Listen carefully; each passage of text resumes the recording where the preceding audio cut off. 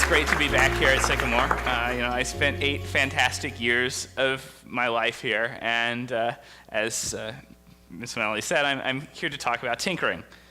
So, one of the best parts of being a student here was that I got to build things for school projects. And in elementary school, we had to make a model of a bird. So I decided I'm going to make a model of a bird that has like a robotic head that turns and wings that flap. And so I made a little motorized bird. And in middle school I made a Rube Goldberg machine that had these tanks of water and motors and lights, and it did all sorts of fancy things. And I had these systems to collect data for my science projects, to count drops of water from a faucet, to measure sound absorption by these sound absorbing panels. I would take whatever problem I had and try to find some way to solve it using electronics. And today I'm a patent lawyer. I work with inventions and I try to determine how they're different from prior inventions. When we think of patents, we often think about big, startling discoveries, but that's not really how things work most of the time. Most inventions, even groundbreaking ones, are not radically new. They take existing ideas and they change them in small ways. That's sort of how things have always worked. Back to the Industrial Revolution days, there was a British guy, a philosopher named John Stuart Mill, who wrote about a lot of things around the end of the Industrial Revolution. He wanted to know what had spurred such a period of such change in Europe. And he wrote something that's true of a wide range of ideas, both inside and outside of technology, that even progress, which ought to superadd, for the most part, only substitutes one partial and incomplete truth for another. Improvement consisting chiefly in this, that the new fragment of truth is more wanted, more adapted to the needs of the time than that which it displaces. So progress is an incremental thing. It's made in steps. So what leads to innovation is the willingness to take apart an existing system, make some small changes to it after you understand it, and make something a little bit different that works a little bit better for your needs. So for my day job, I've worked as a litigator, and I currently serve as a law clerk at a federal court, drafting opinions and giving advice to the judge I work for. So it's a lot of paper, a lot of stacks of paper and things.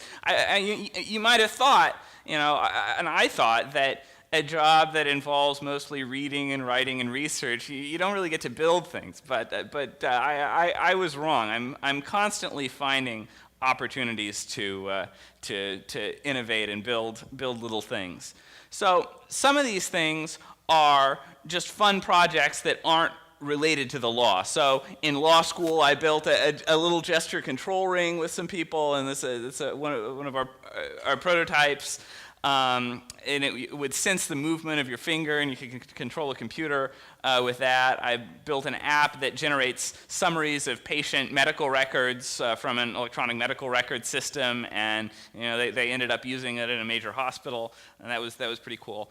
And I've worked on like an LED light sculpture lately. That's just one of the parts I used. I don't have a picture of the thing, but the tinkering that is most rewarding to me today is when I find opportunities to link the things I build to the practice of law. I built software to analyze patent claims and categorize patents. I built software to look at judges' prior decisions and prior cases and try and figure out how they do things.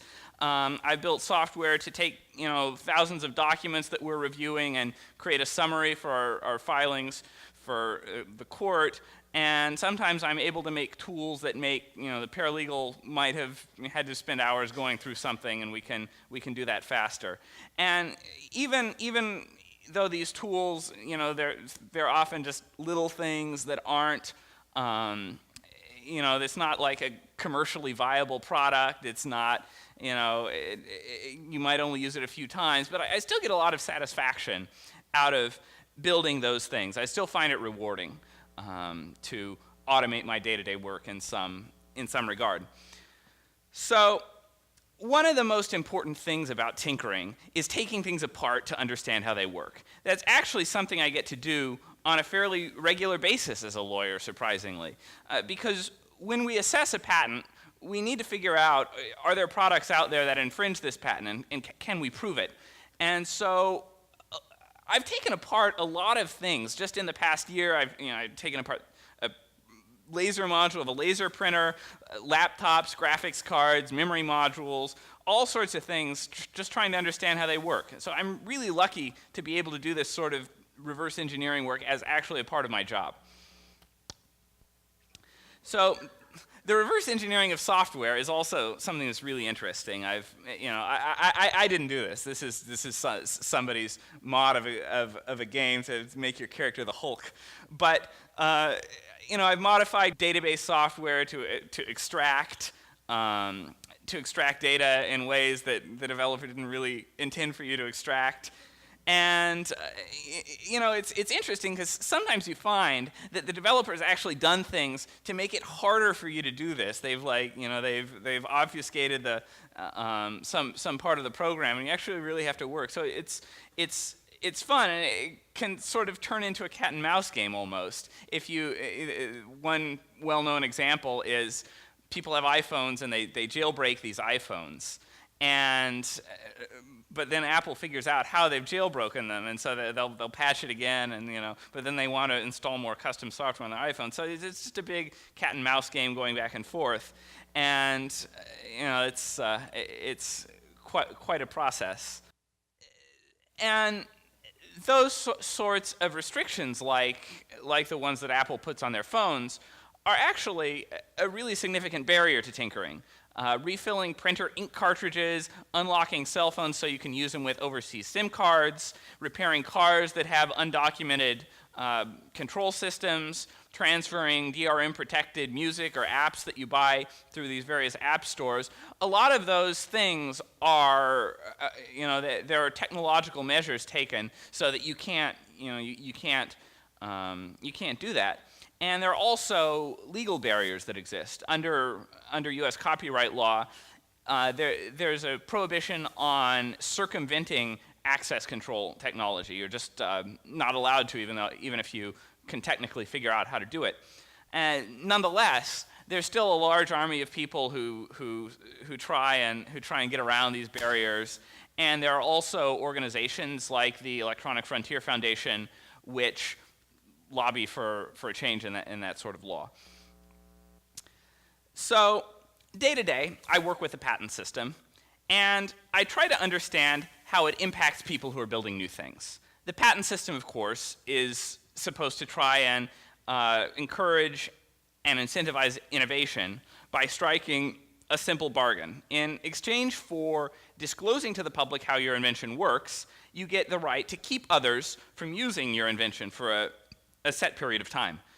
And so patents cut both ways. They help innovation in that you get a reward for inventing and you get to see descriptions of more inventions, but they also put innovators at risk of patent lawsuits. So it's controversial how exactly it comes out at the end of the day.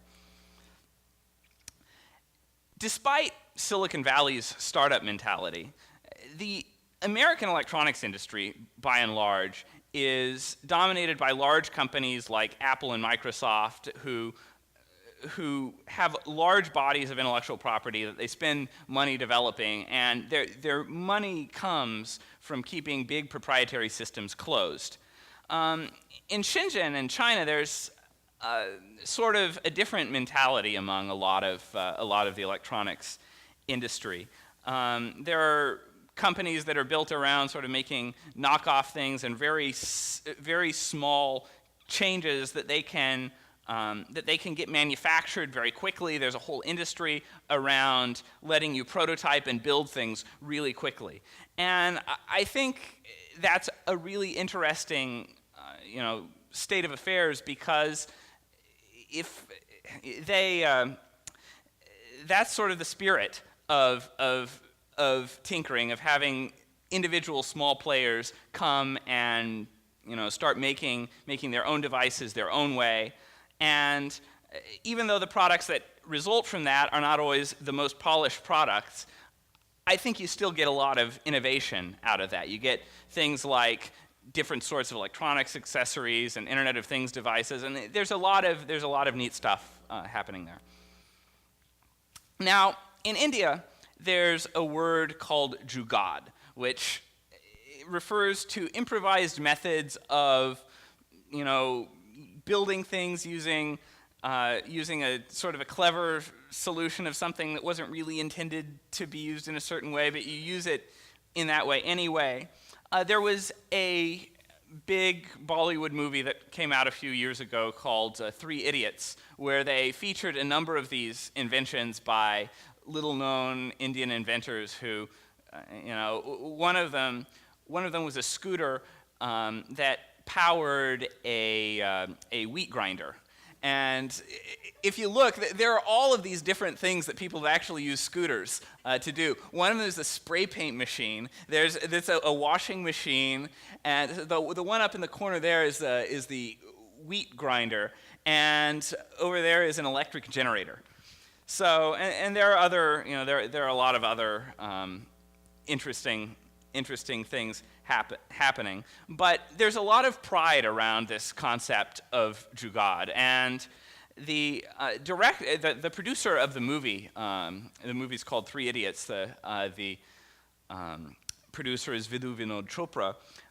He was moved by these inventors enough that he actually gave a lot of the proceeds of the movie to this foundation to help them market their inventions and apply for patents and that sort of thing.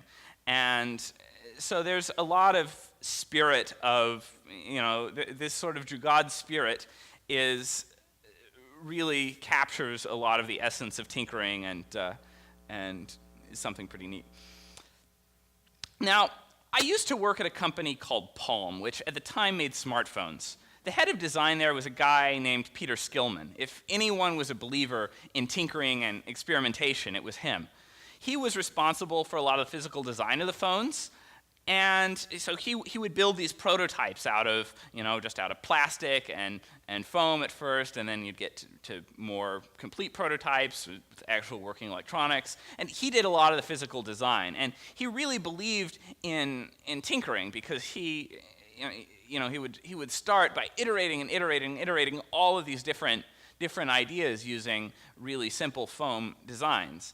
And I got to work with him on some projects like adding ambient light sensors to the phones, which was kind of new at the time. To when you go out in the bright light, the screen gets brighter. In the dark room, the screen gets darker. So all the phones today do it, but it wasn't that common at the time. So we built a system. But Peter has sort of become known for this marshmallow challenge that he came up with. So essentially, you give a team the task of, you give them a marshmallow and 20 sticks of spaghetti and a yard of tape and a yard of string, and the question is, how high can you build a structure with just that, where the marshmallow and only the marshmallow is at the top? And the surprising result, he did this with a lot of groups, and some other people have done it with a lot of groups as well, is that kindergartners performed better than most adults. And the reason for that was that the adults would spend all their time planning and jockeying for power in the team and all those sorts of things. But kindergartners just got started and built something small and put something together, and then after that, they could do another, iteration. They could make something better, but they would start with something that would work, and they would learn from that. The kindergartners would build a series of successive prototypes, each one a little better. The desire to experiment and try things is something we all have. We're all born with it, and it's something that's important to preserve because it's only by trying new things that we learn how to improve. We are lucky to live in a time when the barriers to making new things are the lowest they've ever been. 3D printing, for example, is more accessible than ever. I saw you guys have a bunch of 3D printers in one of the new rooms over there. Thousands of people use this electronics platform called Arduino. They build projects from robots to weather stations, and there's software that comes with it that makes it really easy to program these. You can program these to do virtually anything that you want. There are also big communities built around this sort of stuff. There are these maker fairs all over the world. There are 3 of them in Indiana next year. And software development, too, is easier than it's ever been. It doesn't necessarily require a lot of specialized skills and experience. I know a couple of journalists who recently started, a company that makes a software product. Their product is called MemoryWell, and it captures the life stories of Alzheimer's and dementia patients so that their caregivers can understand their story and take care of them. They built this software product in an incredibly short time, essentially by themselves. And the sort of development that used to require huge teams and extensive knowledge is really now the sort of thing that anyone can do.